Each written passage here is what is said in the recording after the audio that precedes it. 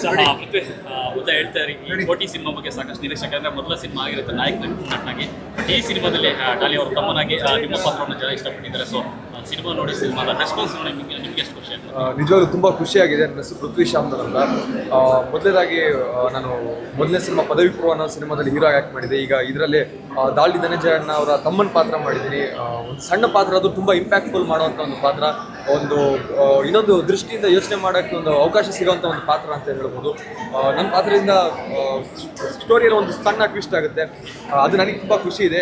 ಅದೆಲ್ಲಕ್ಕಿಂತ ಹೆಚ್ಚಾಗಿ ಡಾಲಿ ಧನಂಜಯ ಅಣ್ಣ ಅವ್ರ ಜೊತೆ ಆ್ಯಕ್ಟ್ ಮಾಡಿರೋದಾಗಿರ್ಬೋದು, ದಾರಾಮ್ ಅವ್ರ ಜೊತೆ ಆ್ಯಕ್ಟ್ ಮಾಡಿರೋದಾಗಿರ್ಬೋದು, ಈ ಒಂದು ದೊಡ್ಡ ಟೀಮ್ ಜೊತೆ ನನಗೆ ಆ್ಯಕ್ಟ್ ಮಾಡಿರೋಂಥ ಒಂದು ಖುಷಿ ತುಂಬ ಇದೆ. ಜನ ತುಂಬ ಇಷ್ಟಪಡ್ತಾ ಇದ್ದಾರೆ. ಅದಂತೂ ನನಗೆ ತುಂಬ ಮನಸ್ಸಿಗೆ ಖುಷಿ ಕೊಟ್ಟಿದೆ.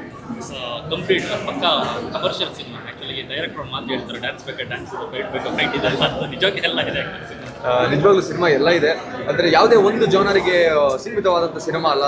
ಒಂದು ಆರ್ಟ್ ಸಿನಿಮಾ ಥರನೂ ಇಲ್ಲ, ತುಂಬ ಕಮರ್ಷಿಯಲ್ ಸಿನಿಮಾ ಥರನೂ ಇಲ್ಲ. ಎರಡು ಮಿಕ್ಸ್ ಮಾಡಿ ತುಂಬ ಚೆನ್ನಾಗಿ ಬ್ಲೆಂಡ್ ಮಾಡಿರೋಂಥ ಒಂದು ಸಿನಿಮಾ. ಖಂಡಿತ ಎಲ್ಲ ಜನಕ್ಕೂ, ಅಂದರೆ ಫ್ಯಾಮಿಲಿ ಆಗಿರ್ಬೋದು, ಯೂತ್ ಆಡಿಯನ್ಸ್ ಆಗಿರ್ಬೋದು, ಎಲ್ರಿಗೂ ತುಂಬ ಕನೆಕ್ಟ್ ಆಗುವಂಥ ಸಿನಿಮಾ, ಎಲ್ರಿಗೂ ಇಷ್ಟ ಆಗುವಂಥ ಸಿನಿಮಾ. ಮೊದಲನೇದಾಗಿ ಫಸ್ಟ್ ಟೈಮ್ ಅಣ್ಣವ್ರ ಜೊತೆ, ಡಾಲಿ ಅಣ್ಣವ್ರ ಜೊತೆ ಆ್ಯಕ್ಟ್ ಮಾಡ್ಬೇಕಾದ್ರೆ ತುಂಬ ಭಯ ಇತ್ತು.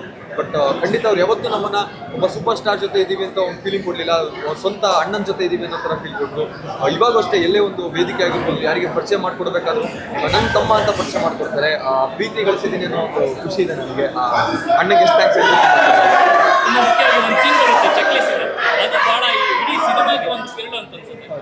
ಆ ಚೆಕ್ಲಿ ಸೀನಿಂದ ತುಂಬ ಒಂದು ಟ್ವಿಸ್ಟ್ ಸಿಗುತ್ತೆ ಸ್ಟೋರಿಯಲ್ಲಿ, ಸಿನಿಮಾದಲ್ಲಿ.